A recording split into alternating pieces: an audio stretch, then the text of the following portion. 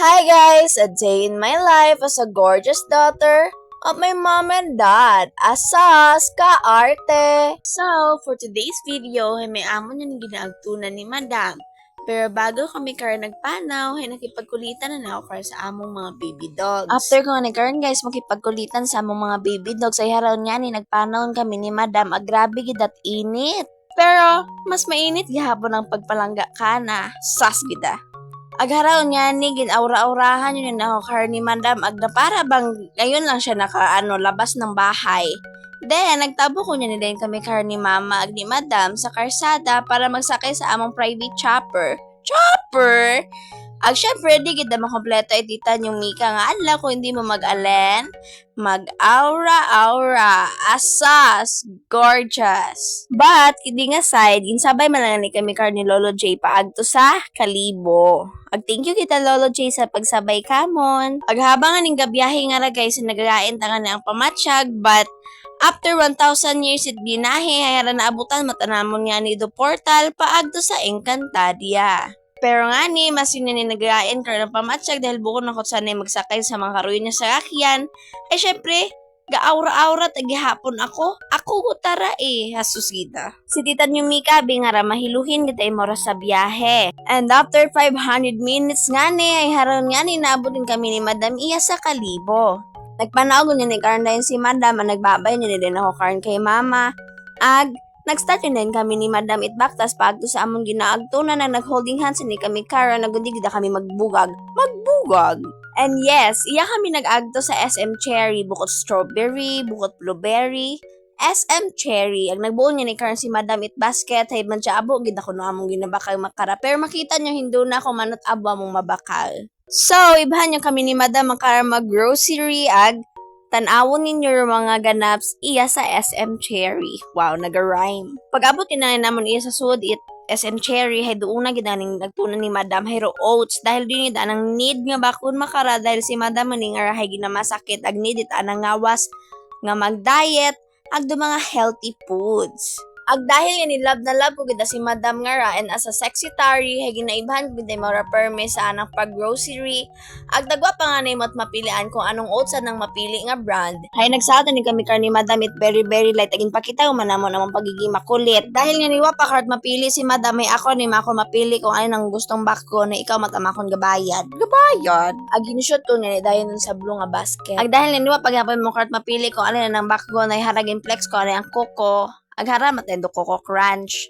Ag finally nga ni after ko nga ni-flex ka ng Coco, hay harangan ni naka-decide yun si Madam kung ano nang bako nagharon dots nga anang binakal. Dahil busy pa ni Karen si Madam itpamakal, haran ni ako. Nagrampa-rampa ni ako sa sudit SM Cherry dahil gusto ko. After ko ni kato magrampa-rampa, ay harangan ni ginset ko ni akong kanya camera ito sa ubos. Agud mako na may amo man mako niya video ni Madam nga. Gapili ko ano mo niya bakgon. While gapili rin kami karon ni Madam itamong ginapamaka ay nakita ko ni Kar sa pila nga kabahaba patakay naglibot-libot ani kami karon ni Madam. Ag natitempt mo nga magbuo it pansit canton hay bawal nga ni kana agharon gid nga nagpaluoy-luoy talaga yan siya.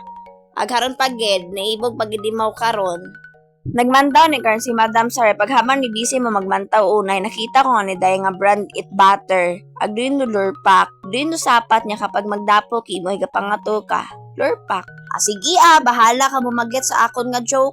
Tagtapos niya ni kami ni Madam nga ratpili kung ano namang ginapamaka hara nagagto niya ni kami sa pila para magbayad dun hay mag-alin pa. Biagharan ni iba ka bahaba pataro pila ghaman ning gapila kami karon.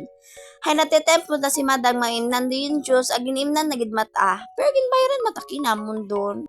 Ag after ni Gart inom ni Madam, ay syempre ako man dahil nag-inom datong juice doon. Naghabang ni gawat kami sa pila. Hay familiar ka mo do music kay nagkanta ni kami ni Madam.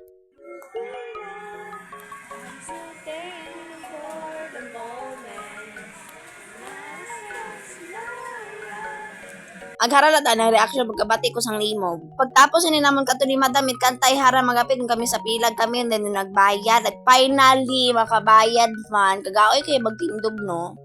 Then, after naman karon magbayad ni Madam, hay nag-agto rin kami karon ito sa ibabaw sa Miniso ag magwarang-warang.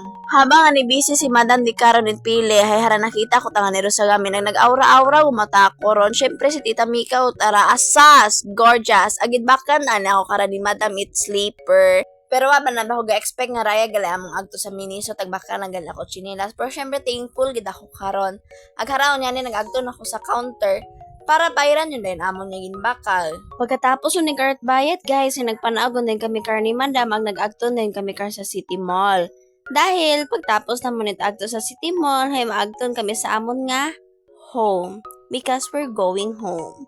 Ag ginagamit natin the wipes pang punas. So, after na namon itwarang sa City Mall guys, ay nagguwa ni kami nagsakay na sa tricycle nag-agto na kami sa multicab. Aghabang aning sa biyahe kami karon guys paagto sa multicab ay naghambal ni karon si Madam nga mahapit lang ani kuno kami sa Watson kasi may anak pang ginabakal.